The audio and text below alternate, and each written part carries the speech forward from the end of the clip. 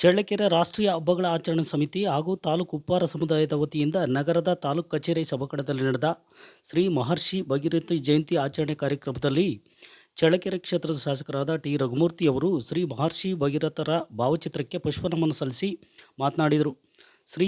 ಮಹರ್ಷಿ ಭಗೀರಥರು ಶಿವ ಮತ್ತು ಬ್ರಹ್ಮನಿಂದ ಹೊರಪಡೆದು ಗಂಗೆಯನ್ನು ಭೂಮಿಗೆ ತಂದು ಸಕಲ ಜೀವರಾಶಿಗಳಿಗೆ ಮೋಕ್ಷವನ್ನು ಕಲ್ಪಿಸಿದ್ದರು. ದೃಢ ಸಂಕಲ್ಪದಿಂದ ತಪಸ್ಸು ಮಾಡಿ ತ್ಯಾಗ ಮತ್ತು ಛಲ ಬಿಡದೆ ಪ್ರಯತ್ನಕ್ಕೆ ಭಗೀರಥರು ಸಾಕ್ಷಿಯಾಗಿದ್ದರು ಎಂದು ಹೇಳಿದರು.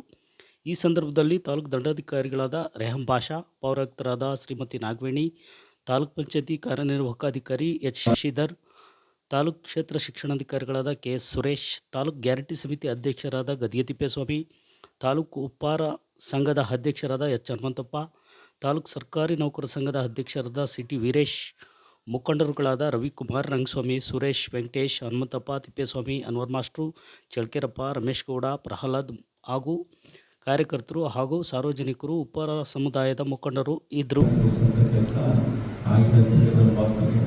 ಯಾವತ್ತೂ ಕೂಡ ಇಂಥ ಮಹಾತ್ಮನ ಜಯಂತಿಯನ್ನು ನಾವು ಬಹಳಷ್ಟು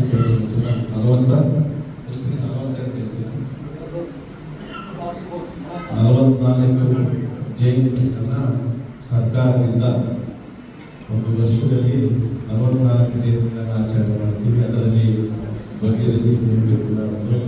ಇಂಥ ಒಂದು ಜಯಂತಿಗಳಿಗೆ ನನ್ನ ಶಾಸಕರಾಗಿ ಯಾವತ್ತೂ ಕೂಡ ಅದನ್ನು ಸಂಪೂರ್ಣವಾಗಿ ಪ್ರತಿಯೊಂದು ಜಯಂತಿಗೆ ಭಾಗವಹಿಸಬೇಕಂತೆಲ್ಲ ಪ್ರಯತ್ನ ಇರ್ತದೆ.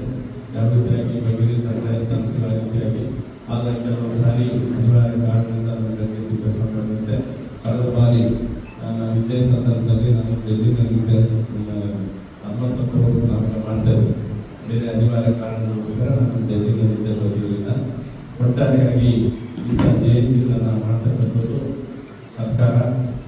ಸರ್ಕಾರದಿಂದ ಯಾವುದೇ ಸರ್ಕಾರ ಇದೆ, ಈಗೆಲ್ಲ ಸರ್ಕಾರಗಳು ಆಳಿದಂಥ ನಮ್ಮ ಸರ್ಕಾರ 7 ವರ್ಷಗಳ ಸರ್ಕಾರಗಳು ಜಯಂತಿಗಳನ್ನು ಆಚರಣೆ ಮಾಡಬೇಕಂತ ಹೇಳಿ ಸರ್ಕಾರದ ಒಂದು ಆದೇಶವನ್ನು ಮಾಡಿದ್ದಾರೆ. ಅದರಲ್ಲಿ ಹೆಚ್ಚಿನದಾಗಿ ನಮ್ಮ ಸಿದ್ದರಾಮಯ್ಯ ನೇತೃತ್ವದ ಸರ್ಕಾರ ಇದ್ದಂಥ ಸಂದರ್ಭದಲ್ಲಿ 13-15 ಇದ್ದಂಥ ಸಂದರ್ಭದಲ್ಲಿ ಬಹಳಷ್ಟು ಜಯಂತಿಗಳಲ್ಲಿ ಯಾರೆಲ್ಲ ಯಾವ ಜನಾಂಗದಲ್ಲಿ, ಕರ್ನಾಟಕದಲ್ಲಿ, ಭಾರತ ದೇಶದಲ್ಲಿ ಯಾವ ಜನಾಂಗರಿದ್ದಾರೆ, ಯಾವ ಮಾಸ್ಟರ್ಗಳಿದ್ದಾರೆ, ಜನಾಂಗರಿದ್ದಾರೆ ಯಾರ್ಯಾರಿದ್ದಾರೆ, ಯಾರ್ಯಾರ ಸಾಂಸ್ಕೃತಿಕ ನಾಯಕರಿದ್ದಾರೆ ಇತಿಹಾಸದಲ್ಲಿ, ಅವ್ರನ್ನೆಲ್ಲರನ್ನು ವೃದ್ಧಿ ಮಾಡಿ ಅವರಿಗೆ ಒಂದು ದಿನಾಂಕಗಳನ್ನು, ಅವರು ಹುಟ್ಟಿದ ದಿನಾಂಕಗಳಿರ್ಬೋದು ಅವರನ್ನು ಗುರುತಿಸಿ ಜಯಂತ್ಯೋತ್ಸವಗಳನ್ನು ಕಾರ್ಯರೂಪಕ್ಕೆ ತಂದಿದ್ದಾರೆ. ಖಂಡಿತವಾಗೂ ಅದಕ್ಕೆ ಪೂರ್ವಕವಾಗಿ ಇವತ್ತು ನಮ್ಮ ಭಗೀರಥ ಜಯಂತಿಯನ್ನು ಚಳ್ಳಕೆರೆಯಲ್ಲಿ ನಮ್ಮ ತಾಲೂಕು ಕಚೇರಿಯಲ್ಲಿ